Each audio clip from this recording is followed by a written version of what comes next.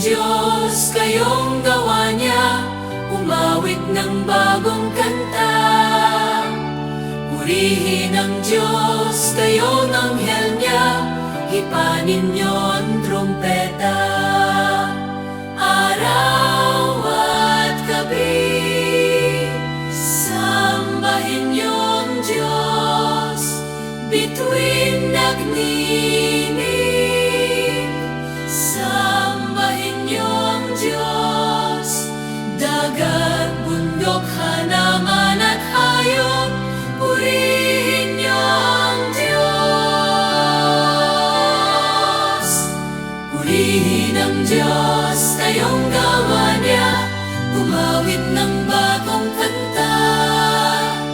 Purihin ang Diyos, kayong anghel niya, hipanin niyo ang trumpeta.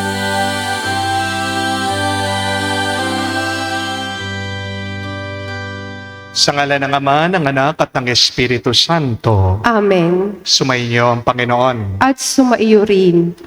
Sino ba sa atin ang ayaw maging masaya? Lahat naman, isa yan sa ninanais natin, ang maging masaya. But what is the secret of being happy? Yan ang tinuturo sa atin ng santo na ating inaalala ngayong araw. Si San Lorenzo ang diakono. In order for us to be happy, let us pray that we might become like Saint Lawrence. Serve others with love. Forgive others from your heart. And put God first in your life. Kaya nga kahit na pinahirapan si San Lorenzo, nanatili siyang masaya. Hindi dahil walang problema, walang sakit ang kanyang buhay, kundi dahil malaya siya at pinagkalooban siya ng grasya ng tuwa galing sa Diyos. Mahirap maging masaya na wala ang Diyos sa buhay mo. Kaya aminin natin ang mga pagkakataon na kung saan hinanap natin ang tuwa, ang saya na wala ang Diyos. Aminin natin ang mga pagkakataon na kung saan naghanap tayo ng tuwa at saya sa pagkakasala. Sa ating mga pagkakamali at kahinaan, tayo magpakumbaba. Hilingin natin muli ang kanyang awa para makita tayong karapat-dapat makatanggap sa mga banal na misteryo. Inaamin ko Sa makapangyarihang Diyos at sa inyo mga kapatid, na lubha akong nagkasala sa isip, sa salita, sa gawa, at sa aking pagkukulang. Kaya isinasamo ko sa mahal na Birheng Maria, sa lahat ng mga anghel at mga banal, at sa inyo mga kapatid, na ako'y panalangin sa Panginoong ating Diyos. Awaan tayo na makapangyarihang Diyos, patawarin tayo sa ating mga kasalanan, at patnubayan tayo sa buhay na walang hanggan. Amen. Panginoon, kaawaan mo kami. Panginoon, kaawaan mo kami. Kristo, kaawaan mo kami. Kristo, kaawaan mo kami. Panginoon, kaawaan mo kami. Panginoon, kaawaan mo kami. Manalangin tayo. Ama naming makapangyarihan, sa alab ng iyong pag-ibig na kaloob, si San Lorenzo ay natanyag sa paglilingkod at pagkamartir na tampok. Gawin mong mahalin namin ang kanyang minahal at maganap naman ang pagtupad ng tungkulin ang kanyang pinangaral. Sa pamagitan ni Jesucristo, kasama ng Espiritu Santo, magpa sa walang hanggan. Amen.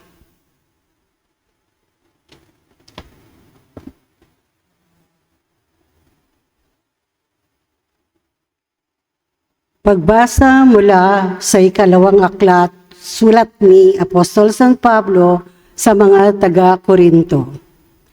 Mga kapatid, ang naghahasik ng kakaunti ay mag-aani ng kakaunti. At ang maghahasik naman ng marami ay mag-aani ng marami.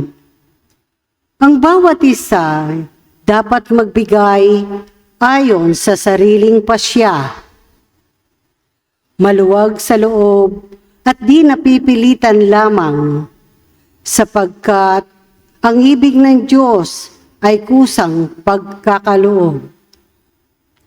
Magagawa ng Diyos na pasaganahin kayo sa lahat ng bagay, higit pa sa inyong pangangailangan, upang may magamit kayo sa pagkakawang gawa. Gaya nga ng sinasabi ng kasulatan, siya'y namumudmod sa mga dukha, walang hanggan ang kanyang kabutihan.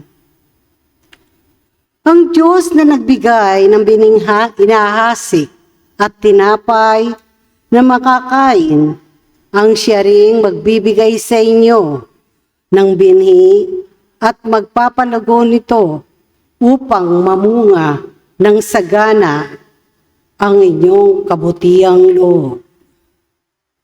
Ang salita ng Diyos. Salamat sa Diyos. Ang taong tunay na matuwid ay mahabagit mabait. Ang taong tunay na matuwid ay mahabagit mabait. Mapalad ang tao na may takot sa Diyos. Siyang sumusunod ng buong alindog. Ang kanyang lipi magiging dakila, pati mga angkan ay pinagpapala. Ang taong tunay na matuwid ay mahabagit mabait. Ang mapagpapautang nagiging mapalad. Kung sa hanap buhay, siya'y laging tapat. Hindi mabibigo ang taong matuwid, di malilimutan kahit isang saglit. Ang taong tunay na matuwid ay mahabagit mabait. Anumang balita ay hindi siya takot. Matatag ang puso't may tiwala sa Diyos. Wala siyang takot, hindi mangangamba. Alam na babagsak ang kaaway niya. Ang taong tunay na matuwid ay mahabagit mabait. Mabait na lubha, lalo sa mahirap. Ang pagiging matuwid ay di nagwawakas. Buong karangalan siyang itataas. Ang taong tunay na matuwid ay mahabagit mabait.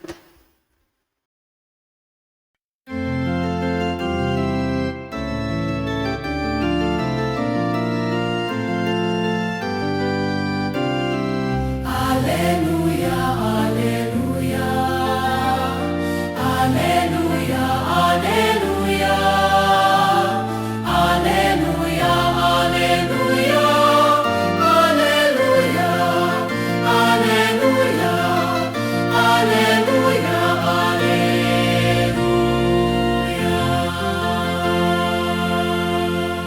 Kapag si Kristo'y sinundan, liwanag niya'y makakamtan para mabuhay kailanman. Aleluya, aleluya. Sumainyo ang Panginoon. At sumaiyo rin. Ang mabuting balita ng Panginoon ayon kay San Juan. Papuri sa iyo, Panginoon. Nung panong yun, sinabi ni Jesus sa kanyang mga alagad, tandaan ninyo, malibang mahulog sa lupa ang butil ng trigo at mamatay, mananatili itong nag-iisa. Ngunit kung mamatay, ito'y mamumunga ng marami. Ang taong labis na nagpapahalaga sa kanyang buhay, ang siyang mawawalan nito. Ngunit ang napopoot sa kanyang buhay, sa daigdig na ito, ay siyang magkakaroon nito hanggang sa buhay na walang hanggan. Dapat sumunod sa akin ang naglilingkod sa akin. At saan man ako naroroon ay naroroon din ang aking lingkod. Pararangalan ng Ama ang sinumang naglilingkod sa akin. Mga kapatid ng mabuting balita ng ating Panginoon. Pinupuri ka namin, Panginoong Hesukristo. Magandang araw po muli sa inyong lahat. Welcome po sa ating banal na misa. May tanong lang po ako sa inyo. Kailan ka magiging masaya? When will you be happy? Kapag huminto na ba sa pambababae yung mister mo, yung asawa mo, kapag iniwan na niya yung kabit niya o yung anak niya sa iba, kapag hindi ka na niya inaaway, minumura o sinasaktan, kapag masunurin na ang asawa mo sa'yo, kailan ka magiging masaya? Kapag wala ka ng utang? Kapag meron ka ng 1 milyon o 1 bilyon sa iyong bangko? Kapag natapos mo ng napag-aral yung anak mo, yung pamangkin mo o yung apo mo? Kapag may bahay ka na ba, sasakyan o naging successful na yung negosyo mo? Kailan ka magiging masaya? Kapag nakasundo mo na ba yung hipag mo? Kapag bumait na ang biyenan mo sa'yo, kapag humingi na ng tawad yung kapatid mo na nakasakit sa'yo, kapag tumigil na sa paninira sa'yo yung kapitbahay mo, kapag na-appreciate na yung lahat ng sakripisyo na ginagawa mo, dun ka na ba magiging masaya? Ngayon, may isa pa po akong tanong sa inyong lahat. Kailan kaya mangyayari ang lahat ng ito? Kailan kaya mawawala yung problema mo sa relasyon? Kailan kaya mawawala yung problema mo sa pera? Kailan kaya matatapos yung pagsubok nyo sa pamilya? Kailan kaya darating yung panahon na wala ka nang iniisip o inaalala? Mga kapatid, sa totoo lang, baka hindi dumating ang araw na yon. Dahil habang tayo po ay nabubuhay, palaging may problema. Amen? Kapag bata ka, problema mo ang pag-aaral mo. Kapag nagtatrabaho ka, problema mo, pera. Kapag nag-asawa ka, mas malaking problema. May problema ka sa relasyon. Kapag tumanda ka na, problema mo ang kalusugan mo. Amen? At minsan kapag nalutas mo na yung isang problema, meron na naman darating na panibagong problema. Hindi po ba? Isipin niyo po ang pagsubok, ang mga problema, parang alon ng dagat. Kapag natapos yung isa, meron na namang kasunod na isa. Kaya kung hihintayin mong mawala muna lahat ng problema mo bago ka maging masaya, baka maging miserable ka palagi. Kung hinihintay mo na maging perpekto ang buhay mo, mawala lahat ng pagsubok mo sa buhay mo bago ka maging masaya, hindi ka magiging masaya habang buhay. Amen? Kaya huwag natin tanungin ang ating sarili. Ano bang problema ko? Ang mas mahalagang tanong ito, pinipili ko bang maging masaya kahit na meron akong problema? Kasi ang mabuting balita, kaya mong maging masaya kahit na hindi masaya ang iyong kalagayan. At yan po ang halimbawa pinakita ni San Lorenzo ang diakono sa ating lahat. Ayon po sa kasaysayan, si San Lorenzo ay isang diakono ng simbahan nung panahon po na inuusig, pinapatay ang mga Kristiyano na mga Romano. Nagsilbi po siya, naglingkod po siya sa mga pinakamahihirap, pinakain po niya ang mga nagugutom. Pero nalaman po ng emperador, may pera ang simbahan. Kaya anong ginawa nila? Nilusob po nila si San Lorenzo, ang humahawak ng kayamanan ng simbahan, hinahanap po ang pera. Pero sumagot po si San Lorenzo ng ganito. Pinakita niya yung mga mahihirap, yung mga balo, yung mga ulila. At sabi po niya sa emperador, ito po ang kayamanan ng simbahan. Kahit na napapaligiran po ng kahirapan, gutom at pagdurusa si San Lorenzo, hindi po siya nalungkot, hindi siya na-depress, hindi siya nawalan ng pag-asa. Diba? Minsan, hindi natin mapigilan. Kapag merong mga ibang taong negatibo, pati tayo nahahawa, nagiging negatibo din tayo. Pero hindi nangyari yan kay San Lorenzo. Oo, negatibo man ang karanasan ng ibang tao, pero nanatili siyang positibo sa gitna ng kadiliman. Mas pinili ni San Lorenzo na makita ang pagpapala ng Diyos kaysa sa tignan niya o mag-focus siya doon sa paghihirap o pagdurusa ng iba. At dahil po sa galit ng emperador kay San Lorenzo, dinakip po siya at pinasunog. Pero ayon po sa kwento, habang daw po sinusunog si San Lorenzo sa ibabaw po ng bakal, hindi po nawala yung kanyang pananampalataya. Hindi po nawala yung kanyang pag-asa, yung kanyang kagalakan. Kaya nagawa pa po niyang magpatawa eh. Ang sabi po niya doon sa mga sundalo, "Hoy, baliktad niyo na ako. Nasusunog ng likod ko. Ayaw daw po niyang ma-overcook. Hindi po ba nakakamangha ang santong ito? Kaya pa niyang tumawa, kaya pa niyang magbiro sa gitna ng kanyang pagdurusa. At hindi po ba yan ang isang kahulugan ng kabanalan? Ano ang kabanalan? Ito ay ang pagiging masaya sa gitna ng lungkot, pagsubok o paghihirap ng buhay. Being holy is not being perfect, but to be holy is to be happy even if life is not perfect. Amen? My dear friends, every day we have two choices in our life. You can choose to be a victim or you can choose to be a victor. You can choose to feel sorry for yourself. Or you can choose to become stronger because of what happened to you. You can choose to complain. Or you can choose to be grateful. You can choose to focus on your wounds. Or you can choose to focus on God's healing. You can choose to live in fear. Or you can choose to walk in faith. You can choose to let your problems define you. Or you can choose to let God's promises direct you. Remember, what happened to you is not always your choice. But how you respond is always your choice. Hindi naman natin mapipigilan o mapipili yung mga problema o pagsubok na darating sa ating buhay. Kahit na sabihin mo, mabuti ka, matyaga ka, mapagpasensya ka, tapat ka sa Diyos, meron at merong problema, meron at merong pagsubok, hindi natin mapipigilan yan. Pero hari nawa, piliin mong maging masaya kahit na mahirap ang buhay.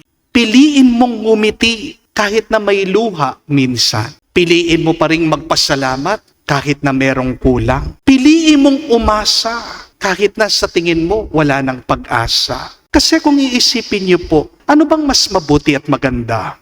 Yung malungkot o maging masaya? Siyempre, yung maging masaya, hindi po ba? Kung ganun, bakit hindi mo piliin maging masaya palagi? Walang pumipigil sa'yo para maging masaya. Ikaw lang. Amen? Huwag mo sisisihin ang ibang tao. Nasa'yo ang susi para maging masaya ka palagi. Amen? Hindi ko po sinasabi na dapat magkunwari kayo na walang problema. Hindi ko sinasabi na itanggi mo yung sakit o lungkot na nararamdaman mo. Ang ibig ko lang po sabihin, huwag mong hayaan na nakawin ng mga problema mo yung kagalakang binibigay ng Diyos sa iyo araw-araw. Remember, God is our joy. And every day, God blesses us. Nasa iyo na lang. Kung bubuksan mo ang palad mo, ang puso mo, ang isip mo, para makita mo at matanggap mo ang mga pagpapala ng Diyos. Pero kung sarado ang iyong mga palad, saradong puso mo, saradong isip mo, talagang wala kang makikita at wala kang mararamdaman na tuwa at saya. Hindi po ba, mga kapatid, ang tunay na Kristiyano ay hindi po walang krus. Ang tunay na Kristiyano ay yung marunong ngumiti kahit na meron siyang pasan na krus. Kaya naalala ko po si St. John Paul II. Ang ganda po nung kanyang sinabi minsan. St. John Paul II taught us, God made us for joy. God is joy. The joy of living reflects the original joy that God felt in creating us. Napakaganda po. Nilikha daw tayo ng Diyos para sa kagalakan. Ang Diyos mismo ang bukal ng kagalakan. Kaya kapag pinipili mo ang maging malungkot, nilalabanan mo ang kalooban ng Diyos. Di po ba? Kaya kung namumuhay po tayo na puno ng pag-asa, pasasalamat, pagtitiwala, pinapakita natin ang muka ng Diyos. Kaya nga, gusto ko po kayong tanungin, why be miserable if you can be joyful? Bakit ka malungkot kung pwede ka namang maging masaya? Hindi ba mas magaan ang buhay kapag marunong kang ngumiti? Amen? Hindi po ba mas masarap mabuhay na meron kang pag-asa, na pupuno ka ng kapayapaan sa iyong puso, kesa sa araw-araw nagrereklamo ka? Kasi kung araw-araw kang nabubuhay sa galit, sa sama ng loob, sa inggit, sa takot, kahit na buhay ka pa, parang nasa impyerno ka na. Hindi po ba? Pero kapag pinipili mong magpasalamat, magtiwala, pinipili mong mahalin ang Diyos, ang iyong kapwa sa gitna ng iyong paghihirap, di ba? Kahit na buhay ka pa dito sa mundo, parang nasa langit ka na. Amen? Kaya nga po mga kapatid, huwag nating ipagpaliban ang kaligayahan. Do not delay your joy. Huwag mo sabihin, magiging masaya lang ako kapag. Hindi po.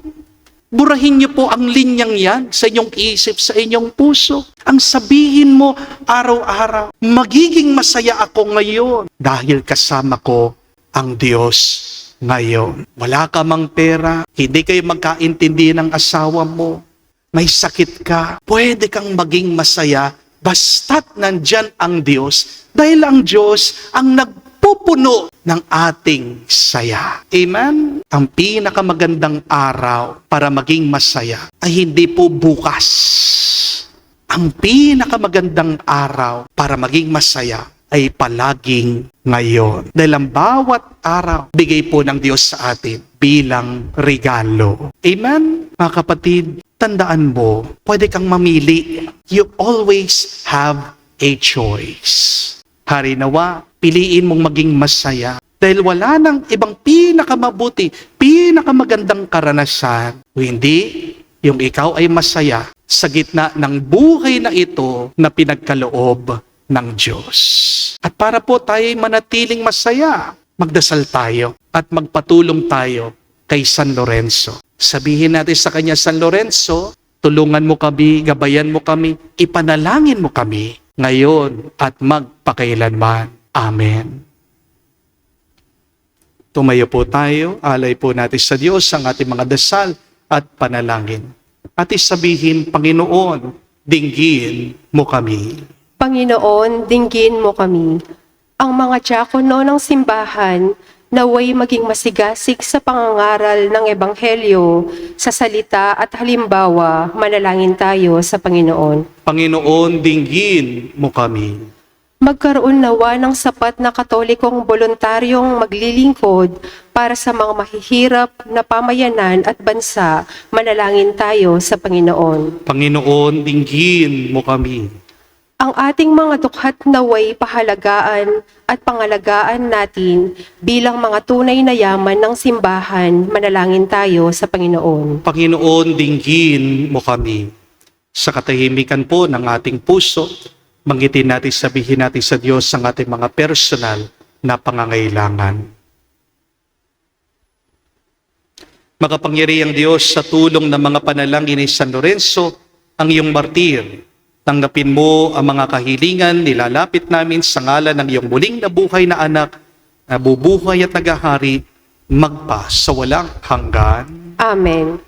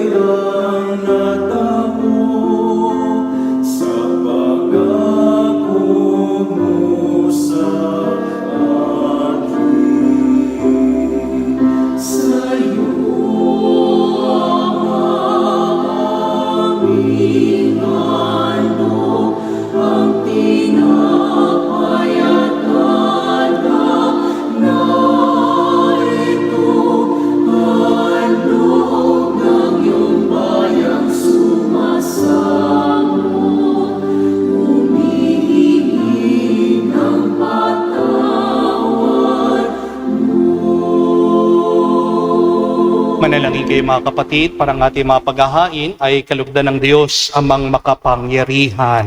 Tanggapin nawa ng Panginoon itong paghahain sa inyong mga kamay sa kapurihan niya at karangalan sa ating kapakinabangan at sa buong sambayanan niyang banal.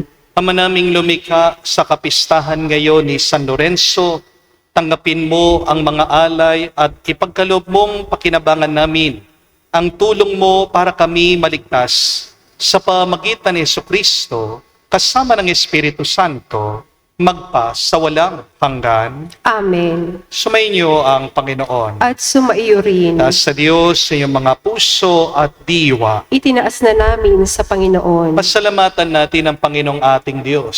Marapat na siya ay pasalamatan. Ama naming makapangyarihan, tunay nga marapat ikaw ang aming pasalamatan. Ngayon aming kagalakan na si San Lorenzo ay parangalan. Siya'y kapanalig naming may paninindigan na ikaw ay pahayag kahit siya'y mamatay, sapagkat minarapat mong kanyang matularan ang iyong anak na naghain ng sariling buhay. Tulad ng naganap sa iyong anak, ang dugo ng mga martir ay dumanak, hindi dahil sa katatagang likas, kundi dahil sa iyong bigay na lakas. Kaya kaisa na mga anghel nagsisiawit ng papuri sa iyo, nang walang humpay sa kalangitan, kami nagbubunyi sa iyong kadakilaan.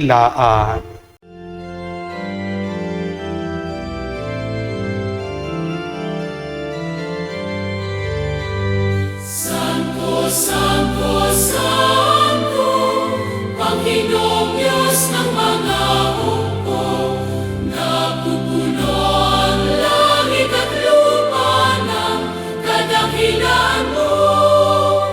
Hosana, Hosana, sa kainasan, pinagpalang na paririto sa ngalan ng Panginoon. Hosana, Hosana, sa kainasan.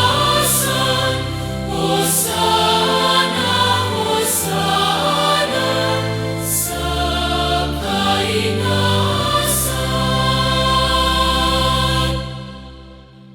Ama naming banal, ikaw ang bukal ng tanang kabanalan. Kaya't sa pamagitan ng iyong Espiritu, gawin mong banal ang mga kaloob na ito upang para sa amin, maging katawan at dugo ng aming Panginoong Jesucristo. Bago niya pinagtiis ang kusang loob na maging handog, hinawakan niyang tinapay, pinasalamatan kanya. Pinaghati-hati niya yon, inabot sa kanyang malagad at sinabi, tanggapin ninyong lahat ito at kanin.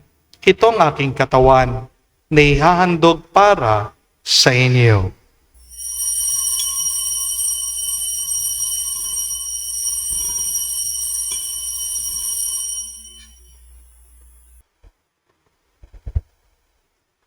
Gayon din naman na matapos ang hapunan, hinawakan niyang kalis. Muli kanyang pinasalamatan. Nabot niya ang kalis sa kanyang malagad at sinabi, tanggapin ninyong lahat ito at inumin. Ito ang kalis ng aking dugo, ng bago't walang hanggan tipan. Ang aking dugo na ibubuhos para sa inyo at para sa lahat. Sa ipagpapatawad ng mga kasalanan. Gawin ninyo ito sa pag-alaala sa akin.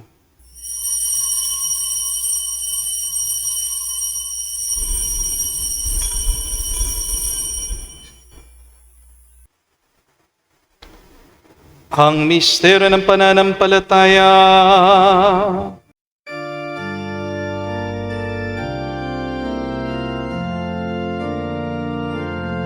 Si Kristo ay namatay, si Kristo ay nabuhay, si Kristo ay babalik sa wakas, sa wakas ng panahon. Ang mga ginagawa namin ngayon ng pag-alaala sa pagkamatay muling pagkabuhay ng iyong anak, Kaya tinialay namin sa iyong tinapay, nagbibigay buhay, at ang kalis na nagkakaloob ng kaligtasan. Kami nagpapasalamat dahil kami yung minarapat na tumayo sa harap mo para maglingkod sa iyo. Sinasamo namin kami magsalo-salo sa katawan at tugo ni Kristo ay mabuklod sa pagkakaisa sa pamagitan ng Espiritu Santo. Amalingapin mong iyong simbahan, laganap sa buong daigdig. Puspusin mo kami sa pag-ibig. Kaisa ni Leon ang aming Santo Papa, si Florentino aming Arsobispo, at ng Tanang Kaparian. Alalahanin mo rin ang aming mga kapatid na nahimlay. May pag-asang sila'y muling mabubuhay. Gayon din naman lahat ng mga pumanaw. Kawan mo't sila't patuloyin sa iyong kaliwanagan. Kawan mo't pagindapatin kaming lahat, makasalo sa iyong buhay na walang wakas. Kaisa na mahal na Birhen Maria, Ina ng Diyos. Kaisa ni San Jose, ang kanyang malwalhating esposo. Kaisa ng mga apostol, lahat ng mga banal. Si San Lorenzo, na namuhay dito sa daigdig na kalugod-lugod sa iyo. May pagdiwang nawa namin ang pagpupuri sa ikararangal mo sa pamagitan ng iyong anak kaming Panginoong Heso Kristo. Sa pamamagitan ni Kristo, kasama niya at sa Kanya, ang lahat ng parangal at papuri ay sa iyo, Diyos Amaha, makapangyarihan, kasama ng Espiritu Santo, magpasawalang hanggan. Amen, Amen, Amen, Amen, Amen. Sa nakagaling na utos sa turo ni Jesus sa Panginoon natin na Diyos, ipahayag natin ang lakas, loob.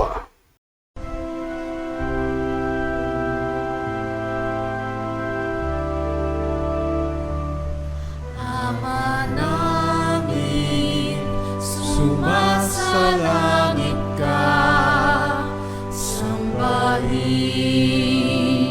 ang ngalan mo, mapasa amin ang kaharian mo, sundin ang loob mo dito sa lupa para lang sa langit.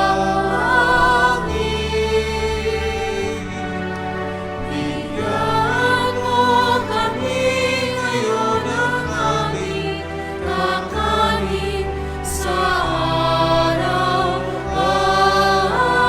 araw-araw at patawarin mo kami sa aming mga sala para ng pagpapatawad namin sa nagkakasala sa amin. At huwag mo kaming ipahintulot sa tukso, at iadya mo kami sa lahat ng masama. Hinihiling namin kami adya sa lahat na masama, pagkalooban ng kapayapaan araw-araw, iligtas sa kasalanan, ilayo sa lahat ng kapamakan, samantalang aming pinanabikan ang dakilang araw ng pagpapahayag ng tagapagligtas naming si Heso Kristo. Sapagkat iyo ang kaharian at ang kapangyarihan at ang kapurihan magpakailanman. Amen. Panginoong Heso Kristo, sinabi mo sa mga apostol, kapayapaan ang iniiwan ko sa inyo. Ang aking kapayapaan binibigay ko sa inyo. Tunghayan mo ang aming pananampalataya at huwag ang aming pagkakasala. Pagkalooban mo kami ng kapayapaan at pagkakaisa ayon sa iyong kalooban, kasama ng Espiritu Santo, magpa sa walang hanggan. Amen. Kapayapaan ng Panginoon ay laging sumainyo. At sumaiyo rin. Magbigayan po tayo ng kapayapaan sa bawat isa. Peace with you po, kapayapaan po sa inyong lahat.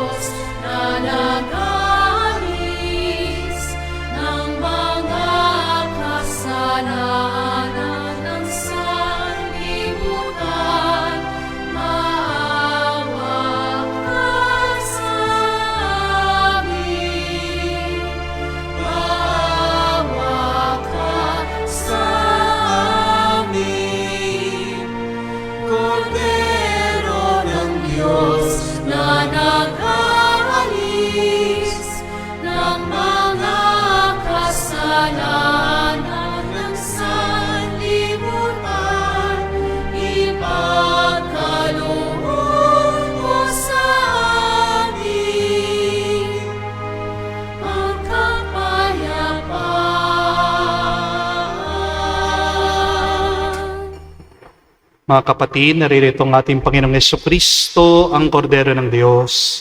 Siya nag-aalis sa mga kasalanan ng sanlibutan. Mapalad tayong lumalapit sa piging ng kordero. Panginoon, hindi ako karapat-dapat na magpatuloy sa iyo, ngunit sa isang salita mo lamang ay gagaling na ako.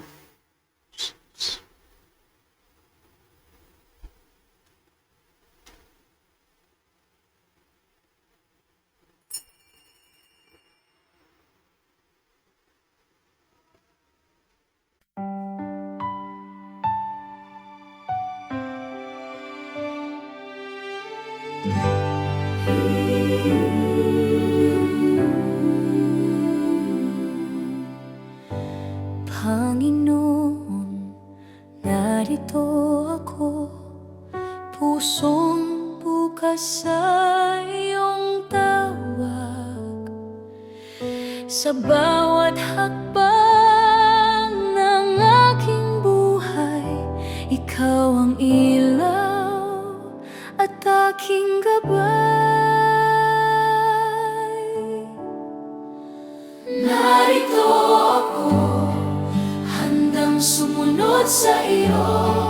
Buong buhay ko'y iniaalay sa iyo. Sa iyong pag-ibig, ako'y maglilingkod.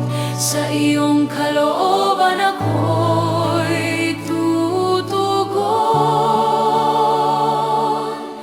Ikaw lamang ang susundin ko.